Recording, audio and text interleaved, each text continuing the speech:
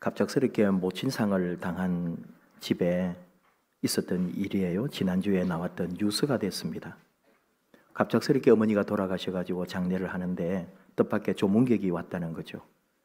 택배 기사님이 어머니가 생전에 마지막으로 주문했던 상품을 장례식장으로 배달을 온 겁니다.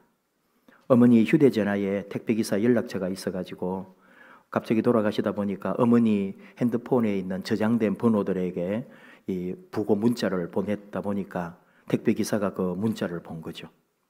택배기사님은 왜 그 물건을 어머니 그 집에다 갖다 놓지 않고 왜 장례식장을 일부러 이렇게 찾아서 왔느냐. 평소에 어머니가 이 택배 배달을 가면은 음료수며 무엇이며 챙겨주고 따뜻하게 그렇게 잘 대해준 것이 너무 감사해서 자기 폰에 이렇게 이분이 돌아가셨다는 걸 보고는 그냥 있을 수가 없어서 시간을 일부러 내어가지고 장례식장에 그 마지막 물건도 배달해드리고 그리고 빈소에 조문도 하고 조의금까지 내고 예를 다하고 돌아갔다는 거죠. 뭐 다른 얘기하지 않아도 여러분 그 뒤에 얘기는 이제 여러분이 우리를 한번 빗대어서 생각도 해보고 같이 더불어 산다는 게 뭔지, 이웃과 함께 한다는 게 뭔지, 우리가 만약에 그리스도인이라고 할 때 언제나 우리는 선교적 사명을 감당해야 하는 하나님의 사람이라는 걸 생각해 볼 때 내 곁에 오는, 우리 집에 잠시 배달 오는, 또는 내가 길 가다 만나는 사람들에게 어떻게 함께 해야 되겠는가, 그 생각을 하게 되는 거죠. 오늘 2024년 첫 번째 주일에 우리 나름대로 또 새로운 마음으로 시작을 하고요. 신앙적으로도 다시 한번 내가 하나님 앞에서 올 한 해는 귀하게, 멋지게, 아름답게 쓰임받고 싶은 게 우리 모두의 마음일 거예요. 오늘 그래서 우리에게 주시는 이 사도행전 8장의 에디오피아 내시와 빌립이 만나는 이 과정에 있었던 빌립의 헌신과 순종, 또 에디오피아 내실의 그 귀한 믿음과 순종, 이런 것들을 통해서 우리도 올 한 해 다른 그 어떤 것이 아니고 절대적인 믿음으로, 절대적인 순종으로, 절대적인 하나님 중심으로 우리 삶을 드림으로 하나님께서 우리를 통하여 어떻게 역사하시고 하나님이 내 삶에 어떤 복으로 함께 하시는지 살아있는 간증을, 살아있는 체험을 하는 저와 여러분 되기를 축복합니다. 빌립을 한번 생각해 보면은 예수님의 제자에도 빌립이 있어요. 그 빌립이 아니잖아요. 사도행전에 나오는 빌립은 7 집사 중에 한 명이었던 빌립이고 그냥 우리와 똑같은 평신도, 그냥 예수님을 영접하고 믿게 되었던 그런 사람 중에 한 명이었단 말이죠. 이 사람이 예수님의 복음을 들고 지금 시키는 대로 성령님의 이끄심을 따라 전도하러 가고 있는 거예요.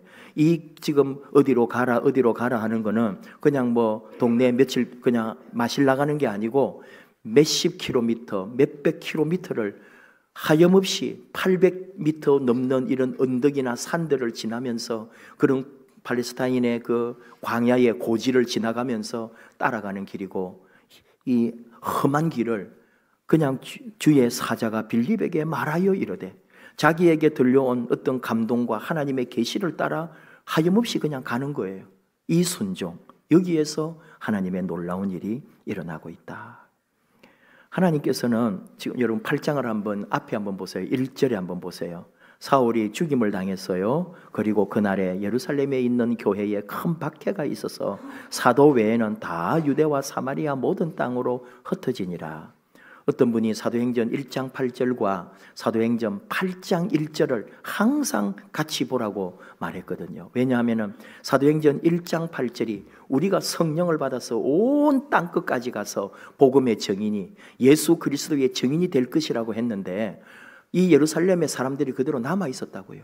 근데 왜 흩어졌어요? 예루살렘 교회에 머물러 있던 사람들이 왜 흩어졌느냐? 우리가 다 이제 사도행전을 아는 것처럼 박해 때문에, 그리고 스데반의 죽음 때문에 예루살렘 안에 머물러 있고 예루살렘 안에서 같이 뭉쳐있던 그리스도인들이 다 핍박 때문에 흩어진 거예요. 그래서 복음의 역사는 뻗어가는 거예요. 내 증인이 되리라 했는데 증인이 안 되는 거예요. 그러니까 어떻게 해요? 그 사울이라는 사람을 통해서 스데반이 죽게 되고 그리스도인들이 박해를 받으면서 온 교회가 박해 때문에 예루살렘에 있을 수가 없어서 유대와 사마리아와 모든 땅으로 흩어지니라. 이 흩어짐이 결국은 선교가 되었다 이거예요. 이게 복음 전도가 되었다 이거예요. 결국 우리 삶에도 적용을 하잖아요. 내가 언제 정신 차려요? 내가 언제 새롭게 되어요?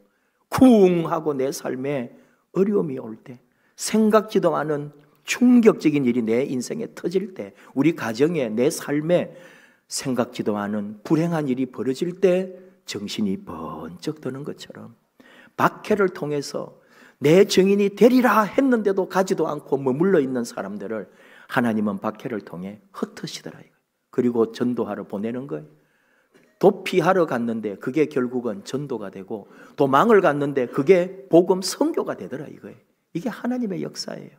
내 인생 살아오면서 여러분 삶에서 다 그런 과정이 있었을 거예요. 그 어려움 때문에 내가 여기까지 왔구나. 그 일 때문에 내가 바뀌었구나. 그 사건 때문에 우리 집이 새롭게 되었어요. 그 큰 일 때문에 우리 회사가, 우리 사업이 변화되었거든요. 그걸 생각한다면 모든 것은 하나님의 섭리였고 하나님의 뜻이었다. 그런 얘기예요. 빌립도 마찬가지죠. 언제 빌립이 예수를 믿었을까? 잘 모릅니다. 그러나 우리는 기쁜 상상을 하는 거예요. 예루살렘의 그 오순절 마가다락방에 성령이 임하고 베드로를 비롯해서 제자들이 성령을 받고 베드로가 예루살렘에 나아가서 사람들에게 설교하고 3,000명이 회개하는 역사들이 일어나고, 그럴 때에 빌립도 그 속에 있지 않았을까? 그리고 예수님을 영접하지 않았을까?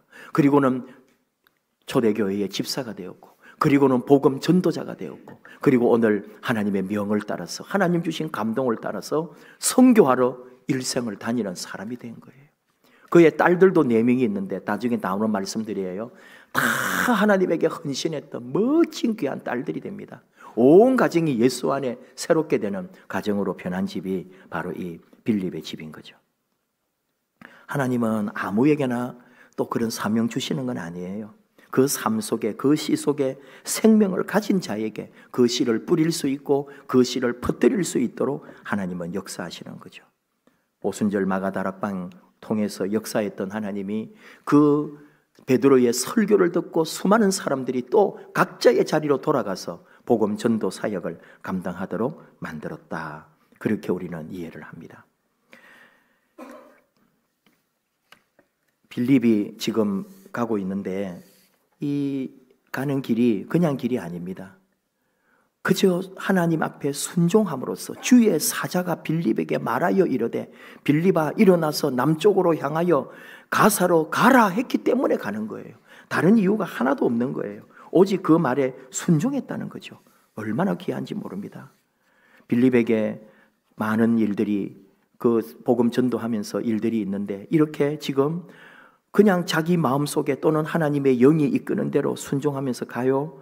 그래서 여기는 막 그 엄청난 높은 그런 어떤 고지대도 있고, 광야를 한번 보신 분들은 아시겠지만은 아무것도 없는 그 길을 따라서 내려가는 거예요. 어떤 분은 거기 막 설명을 막 해요. 쇠펠라 골짜기로 내려가서 그분이네 내려가서 라기스를 통과해가지고 지중해 쪽으로 방향을 틀어서 며칠을 걷고 또 며칠을 걸었을 것이다. 이렇게 보는 거죠. 그러면서 순종하면서 가는 거예요. 그리고 오늘 이 에디오피아 내시를 만나게 되는 거죠. 에디오피아 내시는 어떤 사람이냐? 에디오피아하고 이스라엘하고 무슨 관계가 있길래 지금 예루살렘에는 유월절이었거든요. 그 유월절 행사에 이 에디오피아 내시가 왜 찾아왔으며 왜 또 돌아가고 있을까라고 생각할 때 오늘 말씀에도 나오지만은 에디오피아 여왕 간다게의 모든 국고를 맡은 관리, 그런 내시였다는 거죠. 우리가 내시라고 하면은 항상 드라마에서 본 아주 얍실하게 막 마마 하는 그런 내시만 생각을 하는 거예요. 아니에요. 이 사람들은 이제 학자들이 추측을 하는 거죠.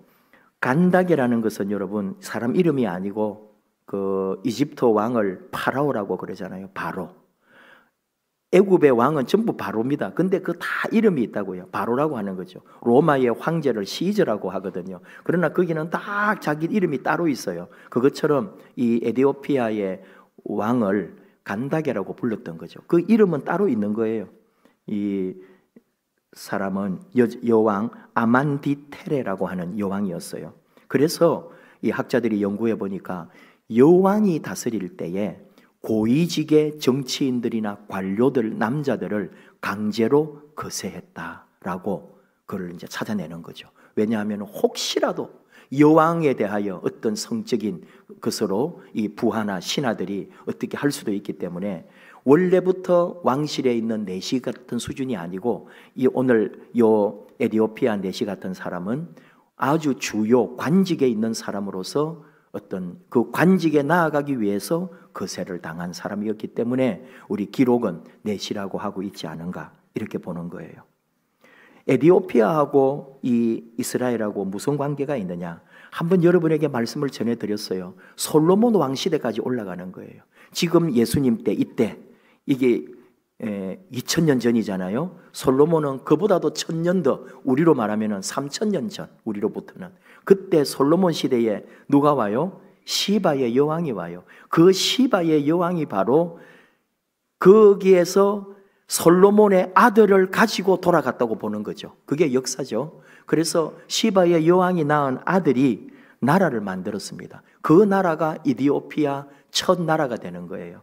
옛날에 이디오피아는 지금 이디오피아하고 자리가 다릅니다. 나일강 하류고 지금의 북수단 위치 쪽에 있었고요. 모로 왕국, 누비아 왕국이라고 불렀고 구스라고 불렀어요.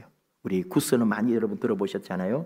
그래서 이 솔로몬 시대의 시바 여왕이 낳은 그 아들 메르네크 1세가 그 이제 이 왕국을 건설해 악숨 왕국이라고 하는, 이제 이스라엘 역사나 그쪽에 아프리카 쪽의 역사를 보면은 그 나와요. 악숨 왕국을 만들었던 거죠. 그리고는 이 악숨 왕국하고 이스라엘하고는 예수님 때까지 내려온 거 보면은 1000년이 지난 거잖아요. 솔로몬 시대 이후에. 그러니까 요 에디오피아는 대대로 우리는 솔로몬 왕의 자손이기 때문에 이스라엘하고는 형제인 거예요. 나라가 그냥 하나인 거예요. 그래서 1000년 동안 교류를 하고 있는 거예요. 그래서 이런 6월절이 되면은 사절단을 파견하고 이스라엘의 어떤 큰 명절이 있거나 에디오피아에 또 큰 행사가 있으면은 이스라엘에서 사람을 보내고 이렇게 오고 가는 국가의 사신으로 지금 이 에디오피아 내시가 왔다는 거죠. 그리고 수행원들이 있을 것이고 군인들이 있을 것이고 마차도 또 수행하는 많은 사람들이 같이 움직이고 있는 거죠. 에디오피아하고 이스라엘이 거리가 얼마냐? 8,000km입니다. 어마어마한 거리예요. 그 옛날로. 그러니 마차를 타고 가도 얼마나 긴 시간 동안에 가는 그 길을 오고 가는 교류를 하고 있는 게 에디오피아와 이스라엘이었습니다. 지금 그 자리에서 이 이디오피아 내시와 빌립이 만나게 되었다는 거죠. 그러면서 또 너무나 놀라운 사실은 돌아가는 길에 이 내시가 이사야 53장을 읽고 있었다는 거죠. 어린 양, 고난당하는 어린 양, 내 대신에 매를 맞고 내 대신에 아프고 내 대신에 고통받는 이 메시아, 이 어린 양이 누군지 그는 그것이 궁금해서 그 성경을 읽고 있었다 이거죠. 왜 이 성경을 읽었을까라고 생각해 본다면 그는 6월절 갔다 왔거든요. 지금 다녀오는 길이에요. 마지막 날 일주일 동안에요. 제 마지막 날 금요일에 어린 양을 잡으면서 6월절 행사가 다 끝이 나고 그리고는 이제 이디오피아 내시는 수행원들과 함께 다시 고국으로 돌아가려고 지금 가는 길인데 그는 나름대로 저 양을 왜 잡으며 저 6월절 행사가 뭘 의미하는지 쭉 들은 소리도 있을 거고 직접 이곳에 와서 모든 6월절 행사를 지켜보면서도 그의 마음속에 뭔가 해결되지 않는 것, 저렇게 왜 양을 잡으며 저렇게 왜 피를 뿌리며 저런 게 도대체 어떤 의미가 있을까라고 생각하면서 이사야 53장을 읽고 있는 거예요. 그런데 빌립이 나와왔고 만났고 이 말씀이 뭔지 아십니까? 가르쳐주는 사람이 없고 내게 알려주는 사람이었는데 내가 어찌 알겠습니까? 그래서 빌립이 이 내시에게 바로 이 어린 양이 바로 십자가에서 처형당한 그 예수요, 그 메시아입니다 할 때에 이 이디오피아 내시의 영혼의 문이, 마음의 문이 열리면서 내가 그 주님을 영접합니다 하면서 거기서 빌립을 통해 예수 그리스도를 영접하고 가는 길에 물이 있으니까 여기 물이 있는데 내가 세례받는데 뭐가 부족하겠습니까 하면서 그리고 그 내려서 물에서 세례를 받고 예수 그리스도인으로 바뀌는 거예요. 이 이디오피아 내시가 그리고는 그 고국으로 돌아가서 어떻게 하겠냐 이 말이에요. 거기 가서 자기가 만난 예수를, 그리고 이미 이디오피아에는 구약 성경을 읽고 또 배우고 공부하는 사람들이니까 바로 여기서 말하는 이사야가 말하는 선지자들이 말했던 메시아가 바로 예수 그리스도라고 그는 전했을 거란 말이에요. 이디오피아가 복음화되는 역사가 그 2000년 전에 일어났던 거죠. 하나님께서 그 놀라운 일을 이루셨습니다. 이디오피아 내시가 돌아가서 그렇게 아름다운 일을 하면서 그리고 그 세례를 받고 뒤에 나오는 말씀이에요. 기쁨으로 그는 돌아가게 된 것이고 그리고 거기에 가서 분명코 아름답게 일했을 겁니다. 분명한 거예요. 하나님의 진리를 예수 그리스도의 복음을 분명히 전했을 거다.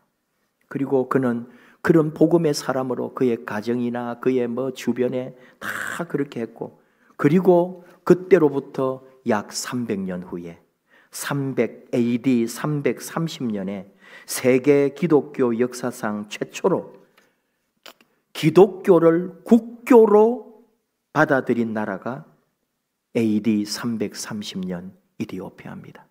우리가 많이 듣는 기독교를 공인했는데 로마가 먼저 313년에 그거는 기독교를 전파할 수 있도록 공인을 해준 거고 로마도 기독교를 국교로 삼은 것은 380년이에요. 에티오피아가 최초로 330년에 나라를 전체를 다 기독교 국가로 종교를 국교로 삼은 게 이디오피아였습니다. 그게 이디오피아예요. 자, 뭔 얘기를 하려는 거냐? 전도했다, 복음 전했다 이런 게 아니고 빌립의 절대적인 순종, 주의 사자가 빌립에게 말하여 이르되 29절에도 성령이 빌립더러 저 수레로 가까이 나아가라 할 때에 빌립은 기꺼이 그 말씀에 그 들려온 감동에 순종하면서 하나님의 뜻을 따랐다 이거예요. 그때 하나님이 역사하시는 거예요. 한 해 동안 여러분 나름대로 이제 올 한 해 좀 나도 믿음으로나 삶에서나 좀 더 정신 차리고 좀 더 예수 잘 믿고 내 삶에서도 좀 더 변화된 삶으로 살고 싶은 게 우리 모두가 새해를 시작할 때 마음 아닌가요?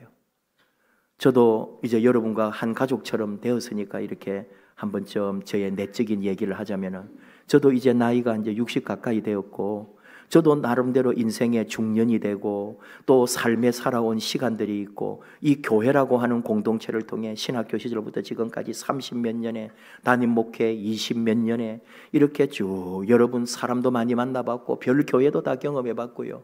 우리 교회도 벌써 15년째고 또 다른 교회에서 담임해보고 우리 교회 부목사까지 하면은 20년이 넘었어요. 여러분과 만나고 교제하고 집에 얘기나 아이들 얘기나 온갖 얘기들을 다 듣고 알고 여러분이 뭘 하고 사는지 그렇게 우리가 사는데 저도 이제 이 나이에 이런저런 생각, 신앙에 대한 거, 교회에 대한 거, 저 개인에 대한 거, 저의 또 앞으로 인생에 대한 거 온갖 것들이 다 있는 거예요. 그런 삶을 살면서 좋은 날도 있고 또 아픈 날도 있었고 또는 어떻게 슬럼프에 빠져서 막 헤매는 날도 있고요. 그리고 다시 또 일어나서 소망 중에 또 주여 하면서 또 가면서 이런저런 우여곡절 끝에 살아가는데 정말 여러분에게 새해를 시작하면서 이렇게 지금 이만큼 여러분과 함께 지내면서 이렇게 새로운 시대에 새로운 삶으로 새로운 변화가 요구될 때 정말로 해주고 싶은 그 한마디 때문에 오늘 이 말씀을 나누는 거예요. 여러분 정말 잘 되고 싶잖아요. 저는 여러분이 복 받기를 원합니다. 행복하기를 원합니다. 물질이나 육신이나 삶에 진짜 세상으로 말하는 복도 누리기를 바라고 우리 영혼의 기쁨과 삶의 만족과 내가 정말 사는 게 행복하고 보람 있구나 그런 삶 되기를 원한다니까요. 그런 진실과 그런 안타까움과 간절함으로 여러분에게 복 받을 수 있는 길, 정말 어떻게 사는 게 제대로 사는 거며 복 받는 길인가 그 한마디를 해주고 싶은 거예요. 그게 뭐냐? 하나님 앞에 절대 순종입니다. 그거 하지 않으면서 내가 잘 되기를요? 아니요. 내 믿음과 내 삶은 하나님에게 절대적 순종으로 나를 온전히 맡길 때 하나님이 내 길을 여신다고요. 핍박을 통해 선교가 되게 하시는 분이에요. 나의 순종을 통해 복이 되게 하시는 하나님이심을 놓치면 안 됩니다. 이게 내가 사는 길이에요. 네가 땅에서도 잘 되고 들어가도 복을 받고 나가도 복을 받고 너의 떡반죽 그릇이 너의 온 세상에 하는 일들이 다 잘 되는 일은 하나님 앞에 다시 절대적인 순종으로 하나님 앞에 엎드리는 거예요. 그 외에는 답이 없는 거예요. 그 외에는 가짜예요. 총회에 갈 일이 있고 총회에 가서 세미나나 총회장님이나 그런 총회에 높은 사람들이 하는 말을 들으면 우리 한국 교회가 형편없는데 한국 교회가 잘 되고 다시 일어나는 길은 물론 그것만 말하는 건 아니지만 대외적, 대사회적 역할을 못해서 그렇다. 이제 여러분 교회 가시면 가서 좋은 일 소문도 많이 내고 좋게 교회가 이웃에 하는 이런 것도 자꾸 홍보 많이 해가지고 사람들이 아유 교회가 좋은 일 많이 하네, 교회가 대단한데 그런 소문 좀 나게 만들려고 이제 그런 언론도 만들고 그렇게 언론과 소통하면서 우리 한국 교회가 또 각자의 지교회가 어떻게 이웃과 함께 더불어 하는지 그런 거를 많이 홍보해가지고 사람들이 교회 인식이 좀 바뀌게 해야 된다고. 근데 저를 비롯해서 거기에 참석해 있는 목사들이나 참여자들이 그 말에 솔직히 감동 오지 않습니다. 아, 우리 교회에 이제 돌아가서 교회 홍보물 만들고 우리 교회 잘하는 거 많이 알려야 되겠다. 우리 교회가 1년에 선교를 어떻게 하고 이웃을 어떻게 섬기고 이 지역사회에 어떻게 우리가 좋은 일 많이 하는지 더 많이 알리고 자랑해야 되겠다. 그런 마음이 생기질 않더라고요. 저는 확신합니다. 지금 우리 교회의 신뢰도나 교회의 이미지가 세상에 사람들이 볼 때 형편없다는 거 우리가 더 잘 알아요. 회복하는 길이 뭘까요? 그 사람들이 볼 때 진짜 예수쟁이 한 명 만나면 당신은 정말 예수 믿는 사람이네요. 당신 정말 예수쟁이군요. 그 말 들을 수 있는 한 사람만 일어나면 교회가 바뀌고 세상이 바뀌는 거예요. 아직 그런 사람이 없는 거예요. 왜? 절대적 순종이 없기 때문에. 하나님에게 내 삶을 온전히 맡기지를 못하니까. 하나님보다도 세상에 더 의지하는 우리들이기 때문에 아마 새로운 100년이 와도 교회의 이미지는 바뀌지 않을 거예요. 너무 낙심하지 말아요. 근데 하나님이 그런 우리를 통하여 일하신다니까요. 그리고 말씀하시는 거예요. 절대적 믿음으로, 절대적 순종으로, 절대적으로 하나님의 뜻을 따라 살겠느냐고. 새해를 시작하면서 빌립처럼 또 이디오피아 내시처럼 하나님의 말씀이 들려올 때 내 영혼을 움직일 때 아멘하며 하나님을 예수 그리스도를 그대로 영접하고 그 말씀을 가지고 고국에 돌아가서 복음의 전도꾼이 되는 그런 일들이 하나님은 그 사람들을 통해서 나를 통하여 그 일을 지금도 이루고 계십니다. 정말 잘 되고 복받고 내 삶의 새로운 역사들이 나타나기를 원하신다면 우리는 하나님에게 절대적 순종으로 올 한 해를 맡겨야 합니다. 능력은 내게서 나오지 않습니다. 나의 모든 노력이 내 삶을 성공시키는 게 아닙니다. 모든 능력은 하나님에게서 나옵니다. 하나님이 하십니다. 하나님이 내 삶을 움직이고 나를 통하여 일하십니다. 이 말씀 앞에 순종하면서 내 모든 능력의 근원, 내 모든 노력의 뿌리는 우리 하나님께 있고 내가 이 땅에서 잘되기 원하는 모든 목표도 결국은 하나님께 영광됨인 줄 알고 올 한 해 절대적 순종이라는 말을 놓치지 말고 무슨 일이든지 예배나 섬김이나 교회 일이나 여러분 이웃이나 가정이나 여러분 몸담고 있는 이 사회에 그 속에서 일할 때 내 안에 주시는 하나님의 뜻을 따라 절대적으로 순종과 겸손함으로 그리하여 하나님 주시는 놀라운 복을 하나님이 내 삶에 어떻게 역사하시는지 똑똑히 보고 간증하고 찬양하는 복된 날 되기를 축복합니다. 함께 찬양합시다. 모든 능력과 모든 권세는 하나님 안에 있음을 알고 우리 하나님만 의지하고 그 하나님이 사람이 되어 십자가에 오셔서 예수님으로 죽으신 우리 하나님, 그분이 나를 사랑하시고 내 삶을 인도하고 계심을 믿고 올 한 해 예수 앞에, 하나님 앞에 절대 순종으로 승리하는 복된 우리 삶이 되기 원합니다.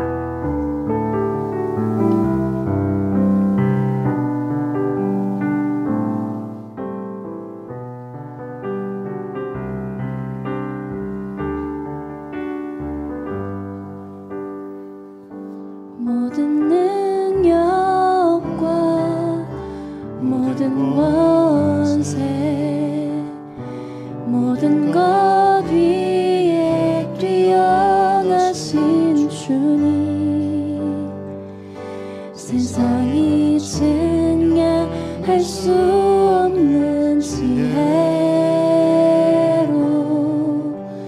모든 만물 창조하셨네.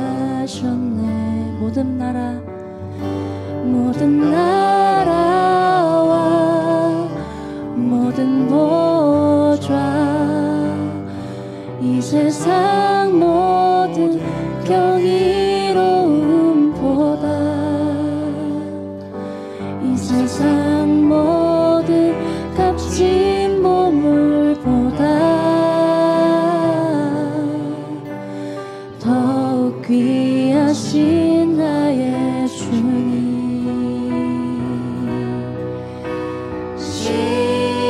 십자가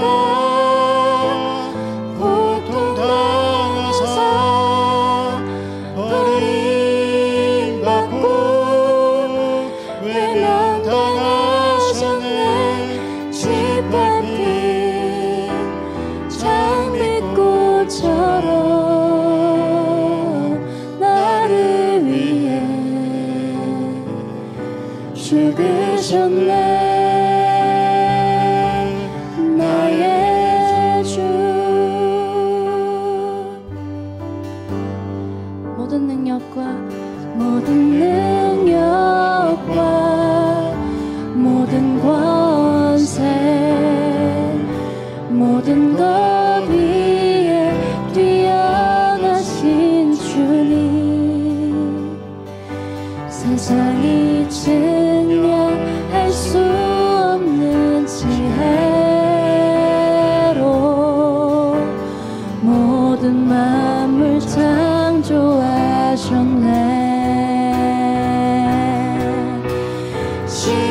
십자가 고통당하사 버림받고 외면당하셨네. 짓밟힌 장미꽃처럼 나를 위해 죽으셨네. 나의 주 십자가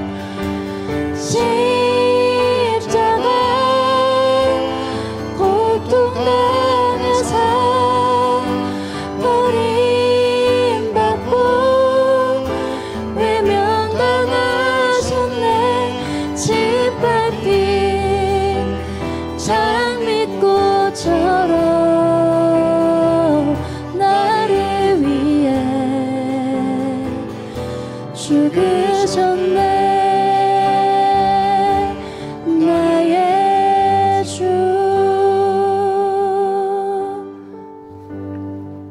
기도합시다.